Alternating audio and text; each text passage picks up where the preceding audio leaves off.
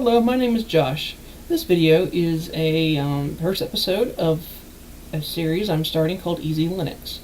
If you're watching this video, you're probably curious as to what Linux is, and you want to see, what it's all about.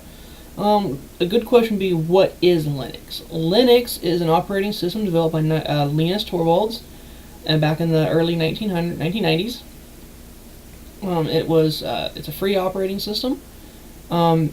The community is actually rather big, but you have your great divide. You have a free as in free slice of pizza, or free as in freedom of speech. A lot of people, they just like the idea of free pizza, but some actually like the idea of the free as in freedom of speech. But that's a story for a whole nother video, and I'll probably make that later in the series. Right now, this is just basically to introduce the new user to Linux. Because maybe they want to try it. Maybe there's someone who is a tech enthusiast and they're like, this is something I want to learn. Linux is actually very popularly used in the server world. So like a lot of your web servers like Facebook, Google, anything like that is going to have some form of Linux or something based on Linux or Unix. Unix is a completely different operating system. We'll talk about that later down the road. Right now in this first episode, all I'm really going to show you is how to install it on a virtual machine. And you might be asking, why are we using a virtual machine? Well, I feel as though for basic reasons it would be a lot easier to use a virtual machine instead of installing on hardware. If it gets popular and there's a demand for it, I will record a video of me installing on hardware and how to install it on your actual laptop, or any device similar to that, at least desktop or laptop. But right now you're going to need a few things. You're going to need one, a Linux ISO. I already have one that I use that I recommend called KDE Neon. For someone coming from the Windows world, which there's about a lot of people who are probably coming from the Windows world, and even from the Mac world, this will be a very easy, or Mac OS world, this will be a very easy operating system to comprehend and basically get your feet wet. It's based off Ubuntu 16.04 long-term service report, which basically means it's going to be the most stable one. And as we go later in the series, I will explain stable and unstable operating systems, but for right now we're going to use something that's actually just going to work, usually without a hitch. Fingers crossed. So you're going to want that, and you're going to want a virtual machine hypervisor software. It's basically like kind of like a computer emulator, if you will. You can make a virtual machine. It uses the hardware that your computer already has. So like if you have extra memory and extra cores, you can assign it to that. What I use is Vmware Workstation Player right here, 14. As you can see, I already have a virtual machine built up, but that's beyond the point right now. I will cover that later in this video. So where you're going to want to go first is to get your KDE Neon ISO. So I want you to go to neon.kde.org/download. It's going to take you to this It's going to take you to this website. The KDE website. This is basically the operating system the KDE team uses to showcase their newest desktop environments. As you can see, I use KDE as default. So what you want to click is User Edition Live /install images, and you're going to want to look for the one up on the first one. Is usually what's the one you want to download. These will all have different names at different times when you watch this video, so don't be alarmed. Whatever you see is going to be the most stable version at the time. So I want you to click Neon User Edition right here, the ISO. You're going to click Save. Save it to a place where you can remember, because you're going to come back to this later. I already have one downloaded and saved, so we don't have to worry about that. And then where I want you to go is download VMware Workstation Player. I will put a link to both these in the description so it's easier to find. But what you want to download is the latest version of VMware Workstation for Windows or OS 10, or if you're using Parallels, usually OS 10 users know how to use Parallels for the most part. I do not own a Mac, so I cannot right now at this point make a video on how to use Parallels or any virtual machine software on a Mac. So for all intents and purposes, this is going based off the fact that you have a Windows machine. So you're going to download VMware Workstation Player for Windows 64-bit operating systems. If your computer's 2 or 3 years old, you will need to download the 64-bit version, because most modern computers run off of a 64-bit architecture. So keep that in mind too. If you have a 32-bit computer, you're going to have a little bit of a hard time trying to find stuff to actually do this tutorial. So after that, you install the VMware Workstation player. I'll walk you through the steps right now to create a virtual machine. This one right here that I have already created will be for the video and this sole purpose. You might see other ones pop up here and there. Those will be ones I'm doing personally to test things out and see how something works. So you're faced with your Workstation player. It says welcome to VMware Workstation player or 14 player. So you want to click create a new virtual machine. What you want to click is I will install the operating system later. Why I'm saying this is because I've ran into some issues trying to use KDE Neon as the ISO image to where it automatically installs. For some reason it has a hiccup. So I will install the operating system later, because when you actually do it, I will show you how to connect your ISO to your virtual machine so you can actually boot and install. So you want to click next. You want to make sure you click Linux and make sure the version is Ubuntu 64-bit, because the ISO we downloaded 64-bit ISO. So I'm going to click next. You want to name it whatever. I'm going to name this one Easy Linux 2. How about that? So you're going to click next. For some people, if you move like virtual machines and all that around, you might want to keep at the default a split virtual disk into multiple files. For me, I prefer keeping it as a single file, because I only do virtual machines on this computer that I'm on right now, and I have a backup drive that backs up all that for me. So it's not necessary for me to be dragging these ISOs not these ISOs, but these VMware images all over the place just to use them. So you're going to click next after whatever way you choose it, and it's going to take you to this screen. It's going to show you where it is and all that, blah blah blah blah blah. Just note that yours is going to look different from mine, because I do use Linux, so the file system will be a Windows file system location. This is just a Linux one. So I want you to click Customize Hardware. So I have 32 gigabytes of RAM in my machine. You have to account for how much RAM you have in your machine with virtual images, because they are resource hogs. So if you do not have a powerful machine, this tutorial might not be the best for you until you can actually get a more powerful machine. Or if you for some reason don't want to use that, I would recommend possibly installing it on the hardware, but try not to do that. The safest way to save your data and keep everybody happy would be just to use a virtual machine. So I would recommend, usually for these virtual machines, about a quad-core processor and about 8 gigabytes of RAM at maximum. You could probably get by with 4, but it's going to be sluggish. 8 gigabytes will give you enough to dedicate some RAM to the virtual machine and dedicate 1 core or 2 cores from your processor to the machine. And I also recommend, if you have a modern computer that is UEFI enabled, to actually go in there and make sure you have enabled Intel or AMD virtualization, because VMware Workstation Player 14 has a little issue with it not doing well without having that enabled. So back to the memory. I'm sorry, I digressed.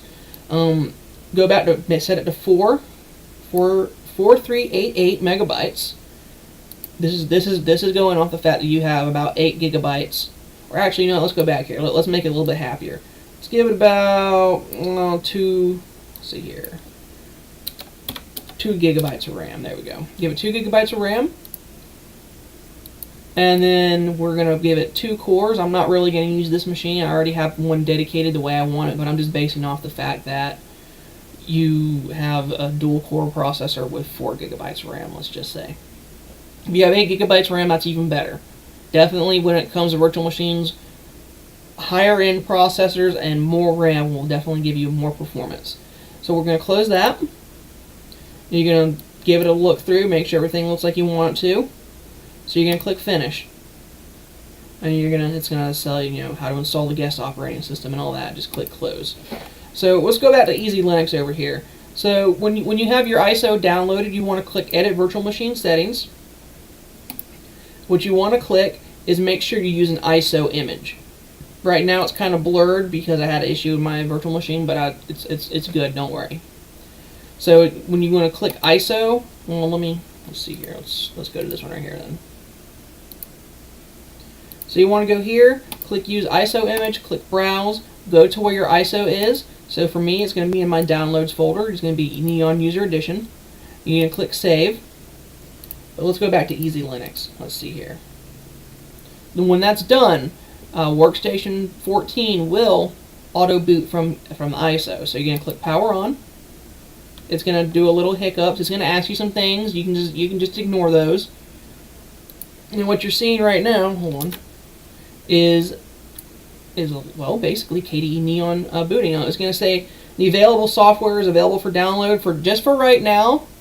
I'll cover that later in a video. Just click remind me later. It's just basically telling you, hey, we have these things available to make it to where it'll adjust it properly to your your resolution and things like that. But at this point, it's not really it's not dire to have. So as the virtual machine loads, which will take a while, let's be honest here.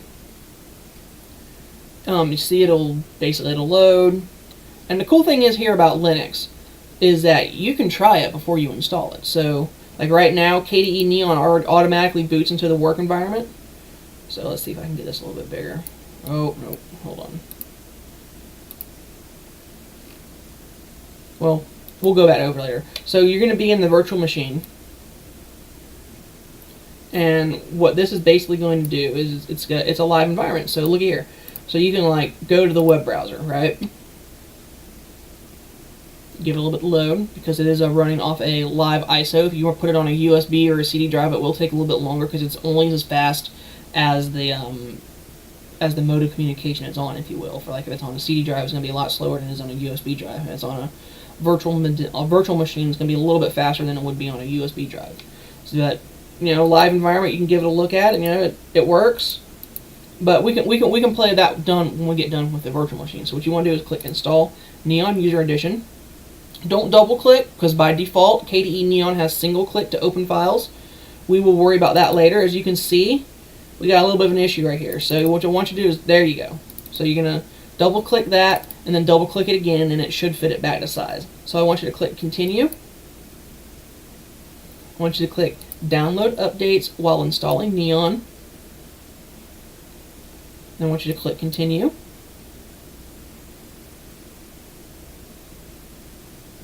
Give it a little bit to load. So later in the series I will talk about manually setting partitions, but for right now, since we're doing a virtual machine, let's just use the entire disk and install it one quick easy. Like I said, this is easy Linux, so we're going to try to make it as easy as possible. You're going to have an issue if you're using a virtual machine with it being stuck like this. If you want to, you can go to System Settings. I usually make this a little bit easier, so you can click these little 3 bars right here. Click Configure. Click Icon View. Click OK. You're going to scroll down, Display and Monitor. You're going to hover over this little thing, drag it down like this.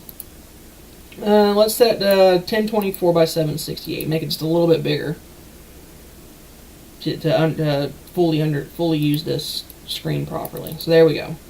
So now when you have a guided use entire disk, click Install Now. It's going to ask you if you basically, are you sure you want to do this? Since it's a virtual machine, you have no personal files on it.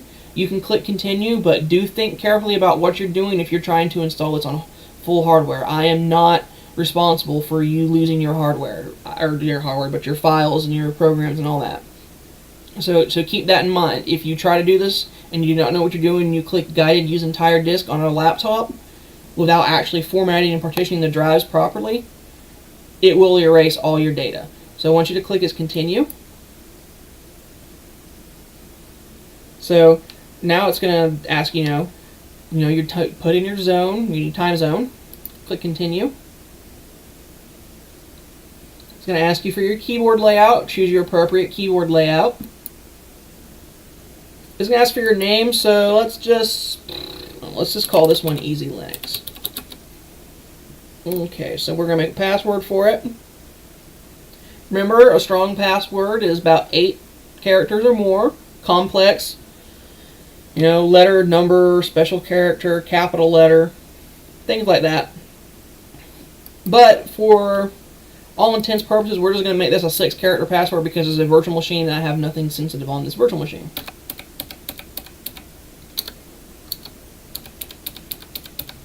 And you can name your computer whatever you want to, so how it pops up on the domain, like mine have my first initial last name or whatever on my network, so I can tell my computer from anybody else's computers at home.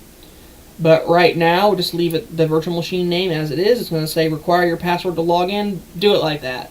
Just practice safe, safe security on a computer. Click continue. And while that's loading, and while that's installing, you can actually play around with it. So let's see here. Let's go back to, like, let's say you want to just look around. This is the settings. By default, it goes into like a sidebar view. See if I can put it back into a sidebar view. Oh, it froze. And that's not because of Linux. Would like to put that note in. That's just because I was doing too much input to the virtual machine. So right now it's frozen. There we go. See, it happens. So this is the sidebar view. I mean, if this is easier to you, it's easier to you. Right here you got your displays, so you can change your resolution. Let's see here, 1:3. Let's do it just like that. Standard resolution right there. All right, there we go. You can play around with this while it installs. I would recommend keeping an eye on that. Or if you don't even really want to play around with it, you can just walk away. Because once the virtual machine's done, the installation process is done, it will notify you that it is done. But for me, I find it easier if I actually go back to icon view. I've used KDE and Linux since high school, and back when the KDE 4 was the prominent KDE desktop environment and KDE 5 point whatever was still like in beta, I was used to this setup. That's just the way I'm used to it. If you want to use whichever way, you can use whichever way, but for tutorial purposes, I'm going to be using this way.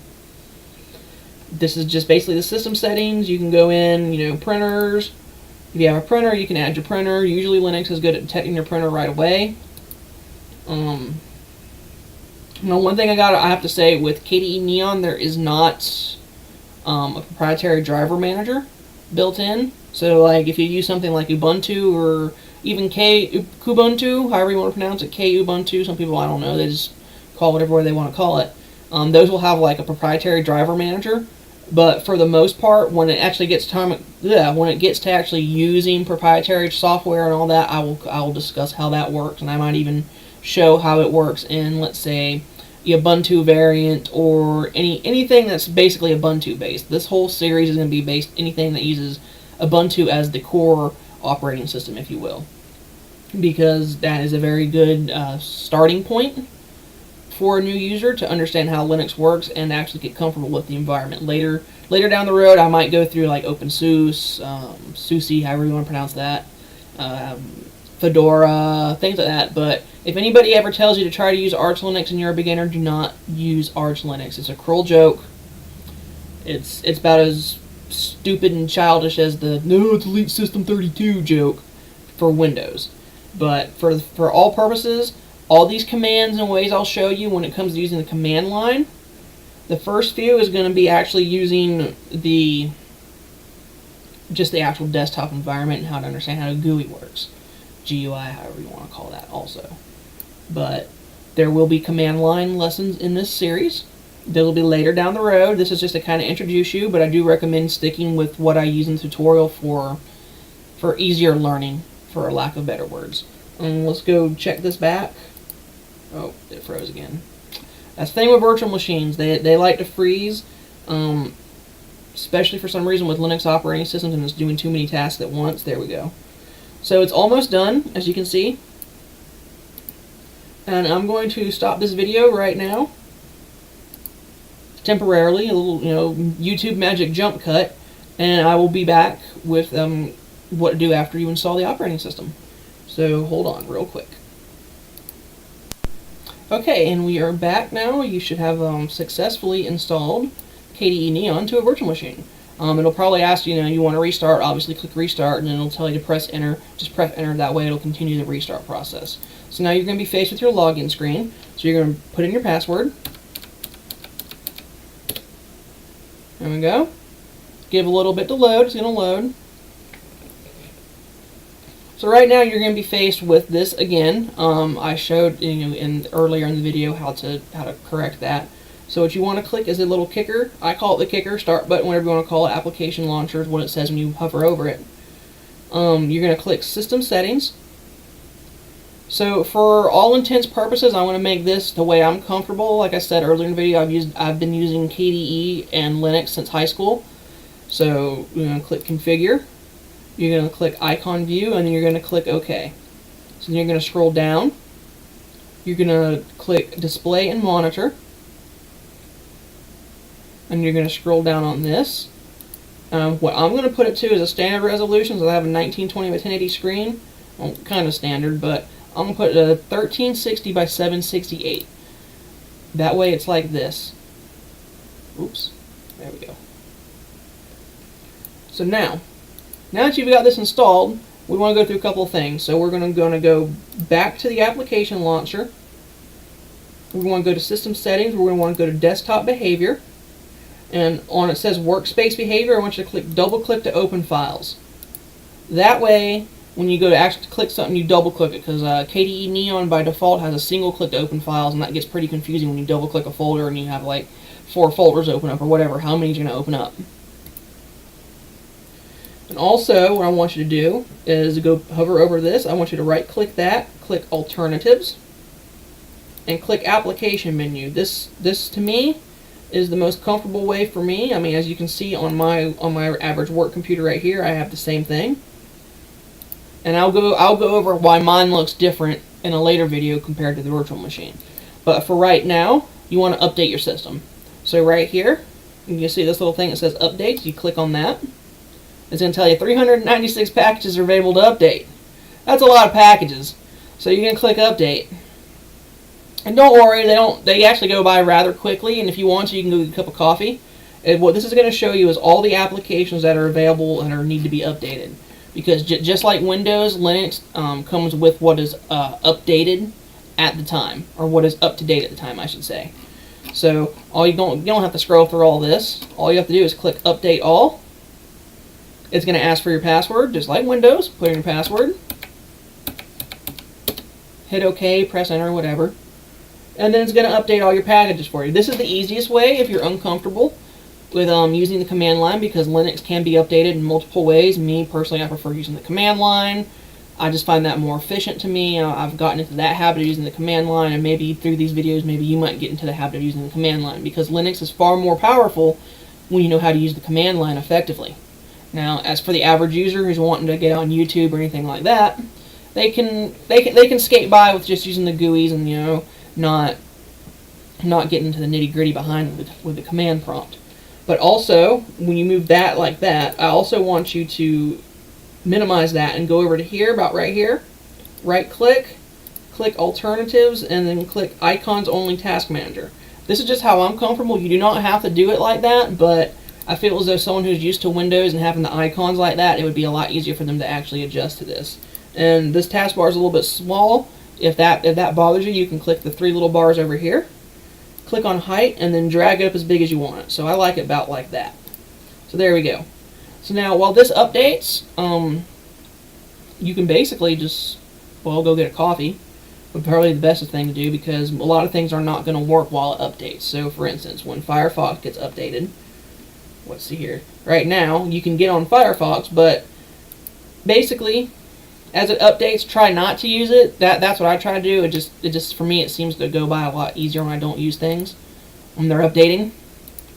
But let's just basically give you a rundown of KDE. KDE looks a lot like Windows. You can right click. Why is right click disabled? I might be having oh, there we go, right there. So you can right click. If you want to let's say you want to change your wallpaper. This is the default wallpaper. You can click Configure Wallpaper, add image. It's going to be all sorts of crazy errors because it's doing all sorts of crazy stuff, for me, at least. Hopefully it doesn't do that to you. Let's not worry about that, though. Let's click OK. That's something not to worry about. See why this is why you don't mess around your computer when you update. Important lesson there. Learn to leave things alone. Oh. It's doing this again. There we go. Whoops. So I opened up 2 things at once there. But yeah, pretty much once this is done, we can go to the next video, which will be available Friday or Saturday next week. Thank you for watching. If you like this video, please subscribe. I would really appreciate it. Please give it a thumbs up. My bad. Spread the word to your friends if you have friends who want to use Linux and all that. And like I said, my name's Josh, and I'll see you again next time.